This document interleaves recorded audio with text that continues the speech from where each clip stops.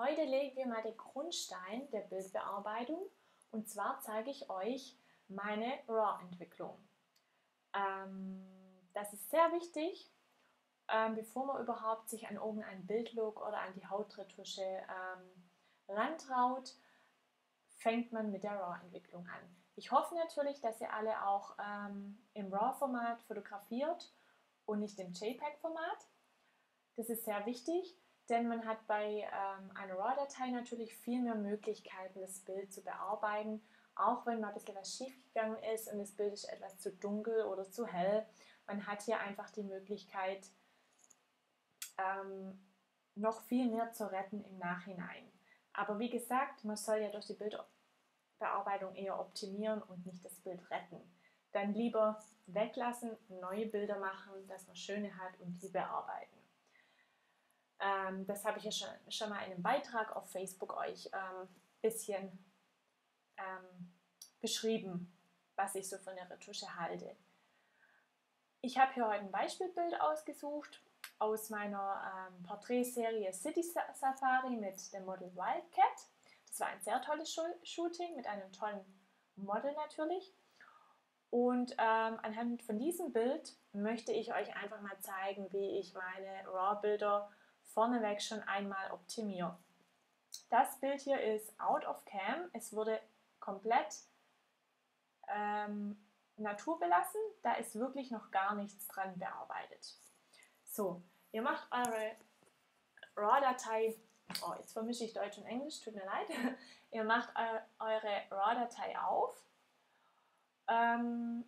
Die Kamera RAW, die gehört ja zu Photoshop.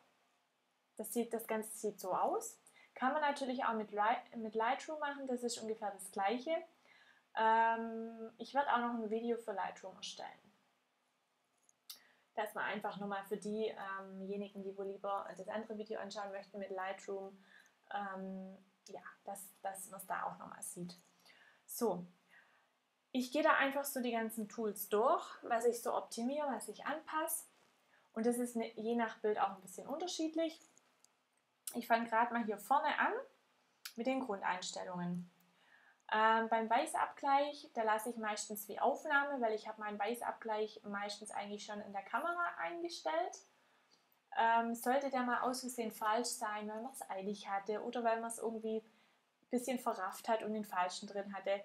Man hat hier die Möglichkeit natürlich, den Weißabgleich noch etwas zu verändern. Und man sieht gleich, wie sich das ganze Bild auch in der Stimmung verändert. Und dann kann man manchmal auch Spaß mal ein bisschen durchklicken, ob vielleicht irgendwie was anderes gut aussieht. Aber normalerweise mache ich das nicht. Die Zeit spare ich mir und lasse es wie die Aufnahme. Ein ganz wichtiges Tool, finde ich, ein ganz wichtiger Regler ist die Farbtemperatur. Da kann man schon sehr viel machen. Wenn wir nach links gehen, geht es ins Kühle, nach rechts ins Wärmere. Da kann man schon viel anpassen. Ich schaue mir mal das Bild an und überlege, wie ich das bearbeiten möchte. Soll es eher ins Warme gehen? Soll es eher kühl bleiben? Und dann passe ich da gegebenenfalls schon mal ein bisschen die Temperatur an. Wenn ich jetzt da zum Beispiel auf 5000 gehen würde oder so, könnte man sagen, man sieht dann gleich, je weiter ich nach rechts gehe, ich mache es jetzt mal ein bisschen extremer, dass das Bild ein bisschen gelbstichiger, rotstichiger wird und halt eben ins Warme geht. Und wenn ich nach links gehe, geht das Ganze ins Kühle. Also das gefällt mir gar nicht, das wäre mir jetzt zu kühl. Wir hatten vorher was von 4500. Ich gehe manchmal ein bisschen hier schon gleich mehr ins Warme.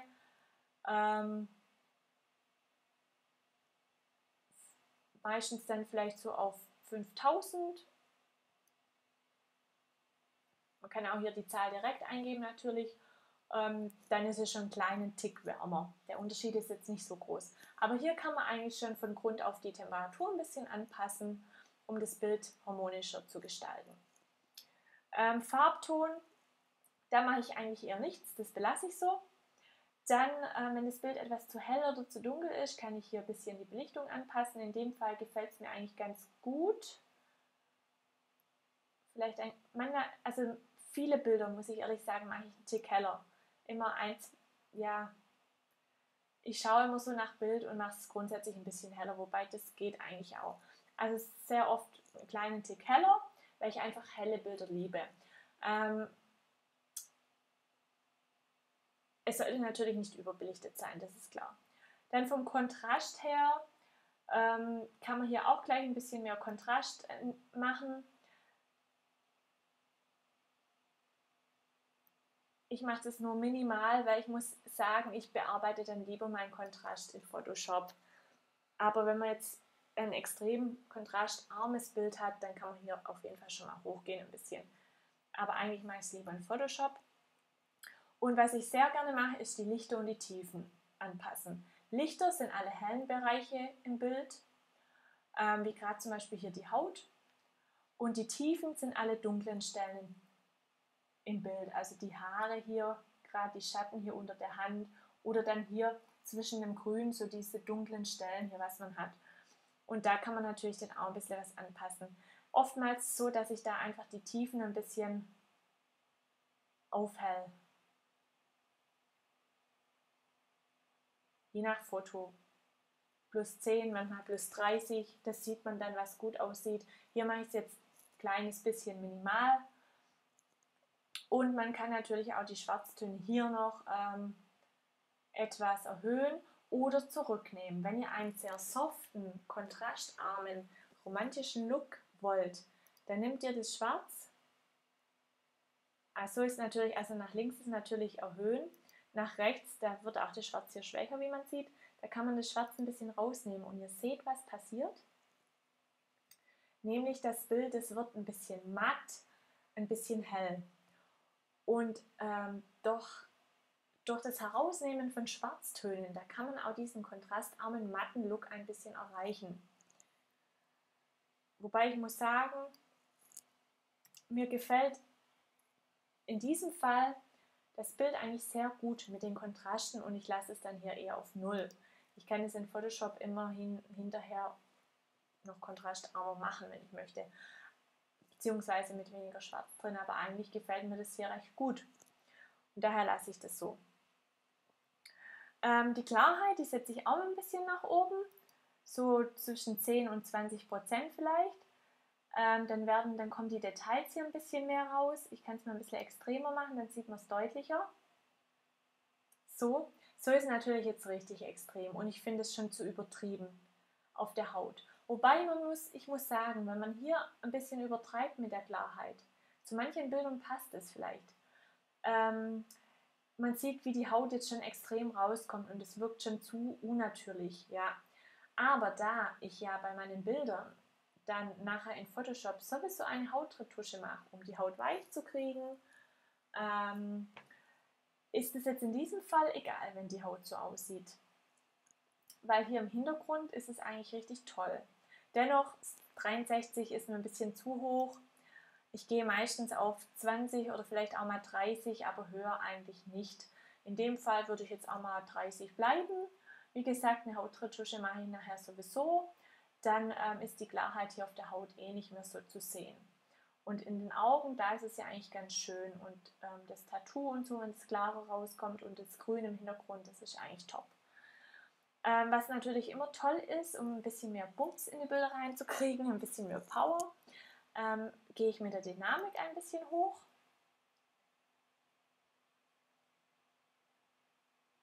Ich mache es mal ein bisschen verstärkt, ein bisschen extremer, man sieht, was passiert. Aber das ist jetzt schon zu extrem. Ich gehe da auch meistens auf 15 bis 20% vielleicht. 15 bis 20. Ein bisschen hoch. Und dann von der Sättigung gehe ich dann immer ein bisschen runter. Auf 10 oder so.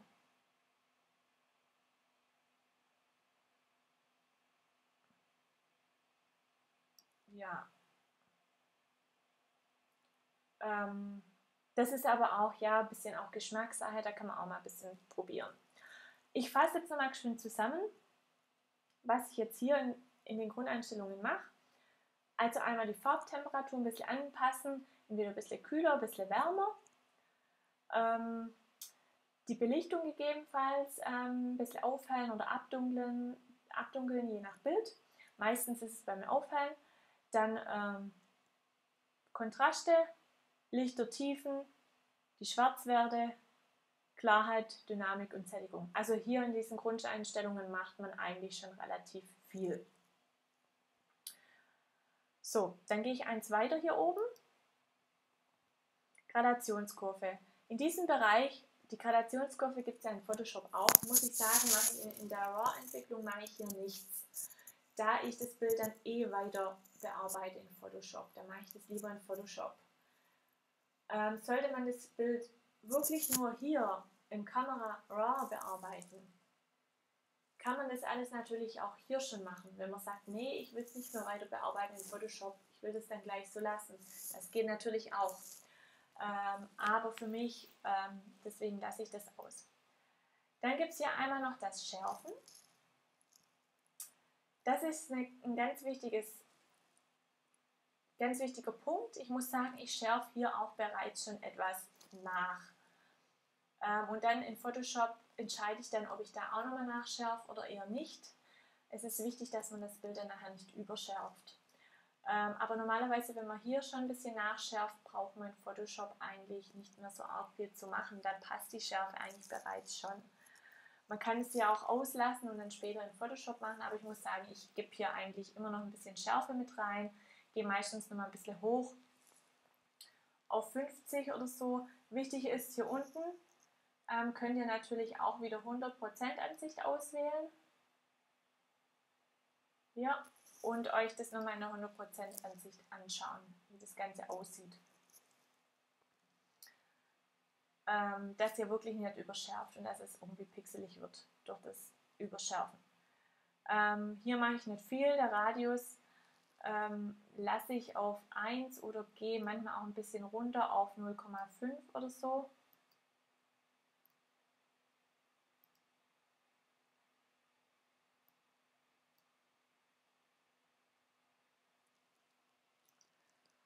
Ja, 0,5 bis 1. Wenn man ein bisschen weiter runter geht, dann wird das Ganze etwas feiner.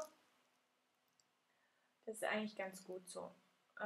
Hier mache ich auch nicht so viel, es sei denn, ich habe ein Bild mit etwas höherer ISO-Zahl fotografiert, dann kann ich hier noch das Rauschen schon etwas rausnehmen, indem ich hier bei Luminanz ein bisschen hochgehe, um Rauschen rauszunehmen. Ich habe jetzt hier mit ISO 250 fotografiert, das ist auch eine Vollformatkamera, das heißt, da passiert überhaupt nichts mit Bildrauschen oder so. Das heißt, da muss ich keine Rauschreduktion machen. Dann wären wir hier eigentlich schon fertig. Der nächste Step.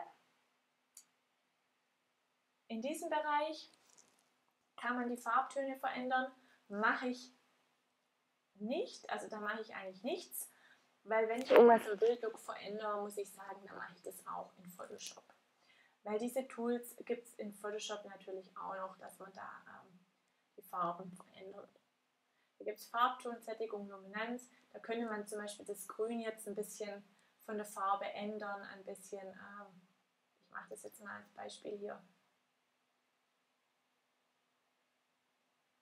Die Farbe einfach etwas ändern. Gut, beim Grün kann man vielleicht ein bisschen ein klein wenig die verändern oder von der Sättigung vielleicht hochgehen, hier in dem anderen Reiter. Das kommt manchmal ganz gut. Da kann man schon was machen. Es kommt immer drauf an, ob man es lieber hier macht oder in Photoshop. Aber manchmal entscheide ich auch erst wirklich dann in Photoshop, wie ich jetzt letztendlich das Bild weiter bearbeite, also vom Bildlook her. Deswegen lasse ich das hier eher mal aus. Wie gesagt, hier in Kamera RAW benutze ich dann wirklich nur die Feineinstellungen, also die feinen Details von Farbtemperatur nachschärfen und sowas. Und alles andere, was den Look angeht, mache ich eher in Photoshop. Aber ich wollte euch das mal auch gesagt haben, auch erklärt haben. Und gerade bei diesem Farbregler muss ich noch sagen, da kann ich euch nur mal raten, einfach ein Bild aufzumachen und mal ein bisschen die Farbregler hin und her zu schieben, einfach nur um zu gucken, was passiert denn, wenn ich den jetzt nach links oder nach rechts schiebe. Was passiert in meinem Bild? Was passiert mit den Farben? Wie verändern die sich? Und wenn ich dann noch die Sättigung auch noch dazu ein bisschen verändere, Da kann man manchmal ganz tolle Bildlooks kreieren. Das ist eine tolle Sache und da kann ich nur sagen, spiel damit rum. Das habe ich auch schon gemacht und dann ist bei mir ein Bild entstanden, wo ich mein Gras plötzlich lila hatte. Oder rot, zum Beispiel meine Red Poison Bildserie mit rotem Gras. Hat irgendwie gepasst, hat mir irgendwie gefallen. Das ist dabei rausgekommen, weil ich hier an diesen Reglern ein bisschen rumgedreht und rumgespielt habe. Wie gesagt, Bildbearbeitung ist kreativ und rumexperimentieren ist sehr wichtig für die eigene Weiterentwicklung. Nicht immer nur das Vertraute machen. Jetzt gehen wir aber hier zügig durch. Es wird wieder ein sehr langes Video, aber es gibt auch viel zu erklären. So, hier mache ich nicht viel. Gehen wir gleich eins weiter. Das ist auch ganz interessant. Objektivkorrekturen würde ich sagen, einen Haken reinsetzen. Aktiviere ich. Und dann müsste hier das richtige Objektiv gleich drin stehen, mit dem ihr fotografiert habt. Und dann kann man hier leichte Verzerrungen rausbekommen. Arg viel stelle ich jetzt hier nicht ein, da mich das nicht sonderlich stört, aber ich gucke halt, dass hier ein Häkchen drin ist. Dann nochmal eins weiter. Da könnte man noch Effekte wie Körnung mit reinbringen, mache ich nicht, brauche ich nicht. Oder hier eine Vignettierung. Aber das ist auch etwas, was ich nicht mache. Nochmal eins weiter. Da mache ich auch nichts.